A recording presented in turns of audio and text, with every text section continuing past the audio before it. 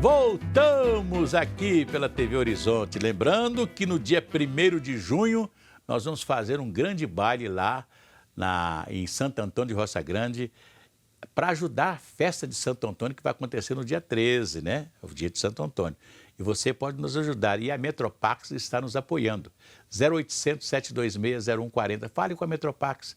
A Metropax tem um plano funerário mais importante para você. Na hora do aperto, você tem Metropax. 0800 726 0140. Estamos recebendo aqui a psicóloga Isa Macedo, que vem conversar conosco sobre educação consciente. O que é isso, Isa? Educação consciente? Bom dia. Bom dia, Patrícia. Bom dia. Bom dia, Assi. Então, a disciplina positiva, ela traz um princípio de respeito mútuo, de nós olharmos para os nossos filhos como seres humanos em processo de desenvolvimento e que precisam ali, né, de todo um acompanhamento, de todo um direcionamento enquanto estão aí desenvolvendo o processo de aprendizagem. Então, a base da disciplina positiva é o respeito mútuo, é construir uma comunicação com os filhos que seja ao mesmo tempo firme e gentil, para que a gente não caia aí entre um dos extremos, que é a punição, porque o que acontece muito, assim, é que às vezes a gente é rígido demais, impositivo demais, autoritário demais, aí a gente se sente culpado. Minha mãe morreu aos 44 anos de idade, muito nova. Eu tinha 12 anos de idade, mas ela me contava uma historinha, né, para falar sobre a educação e sobre aquilo que ela considerava que era o que muita gente deixa de fazer hoje, que é colocar certo limite nos filhos, né? Minha mãe dizia assim, um rapaz nos Estados Unidos, aí contava os Estados Unidos, eu nem sabia que era os Estados Unidos, nos Estados Unidos foi condenado a morrer na cadeira elétrica, porque ele era um ladrão, ficou um ladrão muito famoso. E no dia que ele ia morrer na cadeira elétrica, ele podia, vamos dizer assim, o último desejo dele. E no último desejo ele quis ver a mãe para dar nela um beijo. E deu na mãe um beijo e arrancou o nariz dela, mordeu o nariz da mãe e falou, isso é para a senhora aprender, não ter me educado e agora eu estou aqui morrendo na cadeira elétrica. Então, isso é sua mãe que te contava? É minha mãe que contava isso para a gente, né? Isso aqui para você, para a senhora, né, aprender que a senhora não me criou e hoje eu estou aqui morrendo na cadeira elétrica porque eu não tive educação. Trocando em miúdos, é isso mesmo? A gente tem que saber criar hoje para amanhã ter um bom filho? Exatamente. É uma construção que é a longo prazo. Os avanços tecnológicos vêm gerando um senso de imediatismo muito grande, principalmente na educação dos filhos. E é importante entender que as crianças são seres humanos em processo de desenvolvimento e formação. Então, às vezes, eles não estão prontos realmente para lidar com certas situações. Então, quando a gente vê, por exemplo, um comportamento desafiador, as famosas birras, pirraças, a criança, às vezes, na verdade, ela está passando por uma dificuldade, ela tem ali uma necessidade em se sentir aceita, em se sentir importante, mas, às vezes, ela não tem um vocabulário emocional estruturado para verbalizar o que ela está sentindo. Dizem que a criança, quando ela está no ventre, né, a mãe está esperando essa criança, você tem que saber, cá de fora, né, falar coisas boas para a criança, né, porque às vezes uma gestação que não foi boa, né, vai produzir uma criança cheia de problemas também. É isso? Como conseguir isso, né? Assim, igual a Assi está falando, que antes, né, durante a gestação já é um começo, mas no dia a dia os meninos estão vindo mais agitados, com um excesso de informação, né? Que eles têm acesso aí à internet, na escola também e tudo mais. E às vezes eles estão grandes, mas emocionalmente prematuros. Como conseguir esse equilíbrio, Isa, no dia a dia? Aquela mãe que está desesperada, que aquele menino faz aquela birra danada, que passa uma vergonha. Dizem que a criança começa a ser educada no primeiro dia, né? Não é não? Primeiro dia você começa a educar a criança, né? Eu penso o seguinte, Patrícia, a gente ensina e encoraja nossos filhos a tantas coisas. A gente estimula quando eles estão no processo de aprender a andar, quando eles começam a falar. A gente ensina a andar de bicicleta, mas uma coisa que é fundamental e que às vezes passa despercebido é construir um vocabulário emocional, é falar sobre os sentimentos. Que é tão importante, Exatamente. Né? Geralmente ele cresce assim, ó, menino não chora não. Exatamente, a gente já vem aí com certas crenças, né, de que homem não chora, engole o choro, para de pirraça. E aí a gente Engole o cresce choro. acreditando naquilo. E quando a gente vê um comportamento desafiador de um filho, na verdade ele está falando ali de uma necessidade de se sentir aceito e se sentir importante. E ele não sabe nomear aquilo que ele está sentindo. Então, trazer diante de um certo comportamento, o que você está sentindo?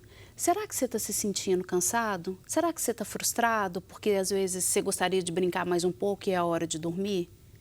Então, trazer essa questão de construir um vocabulário emocional com os filhos, porque a gente não constrói isso na infância, e aí quando chega na adolescência a gente espera, né? A gente quer que, nossa, mas meu filho não conversa comigo, meu filho não fala o que está acontecendo, mas será que esse campo foi trabalhado, esse espaço foi construído e foi criado? Ô Isa, é verdadeiro aquela máxima de que uma criança, você tem que, vamos dizer, se você quer que uma criança seja bem educada, etc., você tem que conseguir isso até os 7 anos, porque depois é mais difícil? Então, na verdade, o que acontece? Aos 7 anos é onde está se estruturando, né, está se consolidando ali os primeiros princípios, os primeiros passos da personalidade de uma criança. Então, quando nós falamos em uma criança que seja, né, um adulto que seja respeitoso, que saiba o seu comprometimento social com o meio, é importante ter em mente o que eu quero construir de valor com meu filho. E qual o meu papel nessa construção? Qual o exemplo que eu estou dando? Eu sempre dou como exemplo, por exemplo, a televisão que universalizou as culturas, né? Então você vê, por exemplo, no Rio de Janeiro, o filho trata o pai com casca e tudo, porque é a cultura do Rio de Janeiro, não é verdade? Agora, aqui em Minas, no interior de Minas, vai um filho falar, pai, que saco, não sei o quê, igual os filhos do Rio de Janeiro fazem, né? A novela mostra muito isso aí e está universalizando isso, né? No interior de Minas não é assim, não. O filho é acostumado a tratar o pai de senhor, de senhora, o vovô de senhora, a vovó de senhora. Pede bênção. Pede bênção. E outra coisa, os mais velhos são respeitados, porque nós fomos educados assim. Quer dizer, tem uma coisa aí também que funciona, vamos dizer, pendendo para o mal, né? Porque a televisão, né? Nós temos uma TV maravilhosa, que é a TV Horizonte, que a gente pode falar que tudo que sai aqui, tudo que faça as pessoas crescerem mais um pouquinho, né? Mas tem muita gente aí que é deseducada com a televisão, não é verdade? Com certeza. E hoje eu vejo, Assir, que os pais buscam muito a disciplina positiva como se fosse uma fórmula ali para resolver os seus problemas. E quando nós falamos de disciplina positiva, a gente está falando de autoconsciência, de autotransformação. Eu não quero que as minhas filhas me respeitem porque eu sou mãe delas. Eu quero que elas me respeitem para que elas entendam que todo ser humano merece ser tratado com dignidade e respeito. Então, eu tenho que ser o exemplo do adulto que eu quero construir. Não adianta nada virar para minha filha e falar, para de gritar! Fica Você está quieta! gritando. E eu estou gritando. Porque qual é o verdade. exemplo? Qual o exemplo? O Nós que ela tivemos está vendo? esse mau exemplo, né? Exatamente. Tem pergunta Tem aí, Patrícia? pergunta. Tem um pai desesperado, gente. Muita calma, Tiago. É o Tiago de Birité. Ele está falando o seguinte. Tenho uma filha de 6 anos e não suporto mais as birras dela. 6 anos de idade. Tento conversar, da próxima vez converso novamente, mas não adianta, fico exaurido. O que devo fazer, Isa? Pergunta o Tiago de Birité. Tiago, voltando nesse ponto da construção de um vocabulário emocional, entender qual é a crença que tem por trás do comportamento. E existem ferramentas para a gente conseguir identificar. Porque imagina a imagem de um iceberg. Quando a gente vê um iceberg, a ponta do iceberg ali representa como se representasse o comportamento, a birra, a pirraça. Ou seja, o que a gente vê do iceberg é 20% só do que ele representa. 80% do iceberg está submerso. Está escondido. Exatamente. E esses 80% que estão escondidos é a necessidade que a criança tem em se sentir aceita e importante. Então, pode ser uma necessidade de atenção, pode ser, às vezes, uma disputa de poder, Pode ser um sentimento de inadequação, onde a criança às vezes realmente não acredita que ela é capaz E de quando lidar com aquela todo mundo situação. olha, né? Aquela birra da criança, fica todo mundo ao redor assim, olhando, que a gente fica... Eu lembro que uma vez, eu gosto de dar esse exemplo, porque eu tenho 3 filhos, né? Aí, de repente, um chorou, o outro chorou também. Menino, mas aquilo, eu fiquei numa aflição, que eu daria a chorar também. Chega, gente, pelo amor de Deus. Aí os 3, assim, assustados, me olhando, chorando. Porque todo pai, toda mãe tem direito de ficar um dia desesperado. Como tá o Tiago, como eu já fiquei um dia. É comum isso, não é, Isa? É super comum, Patrícia. E eu acho que o primeiro ponto numa situação como essa, primeiro se desconecte do julgamento e da visão do olhar externo e se conecte com o seu filho.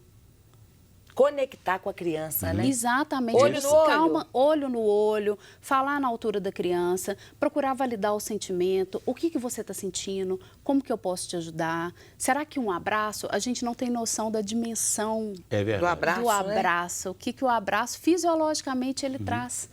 Então, às vezes, você fala, olha, você precisa de um abraço? Ah, não, eu não quero abraçar agora. Às vezes, a criança está ali num momento em que ela está fisiologicamente sem ter o controle ali das suas emoções. E é preciso também respeitar para que ela tenha um tempo para se acalmar. Então, às vezes, se a gente tem aquele senso de imediatismo e de querer resolver a situação na hora, a gente acaba entrando numa disputa de poder com o filho. Aliás, tem as crianças, né, de uma maneira geral, elas nos ensinam muito. Não é verdade? As crianças nos ensinam muito. Se os pais tiverem um trabalho a mais para conhecer, porque desde quando a criança chora com fome, ela está nos ensinando. Olha, quando eu fico com fome, eu choro, porque eu não sei falar, eu não sei pedir. Não é verdade? Quando a criança começa, fala assim, estou com fome, aí já é outra coisa, a criança já está falando. E quando ela não fala, ela chora, simplesmente ela chora. Exatamente, né? por isso que a construção de um vocabulário emocional é muito importante, para que ela possa expressar também, eu estou me sentindo com raiva, frustrado, com saudade, triste.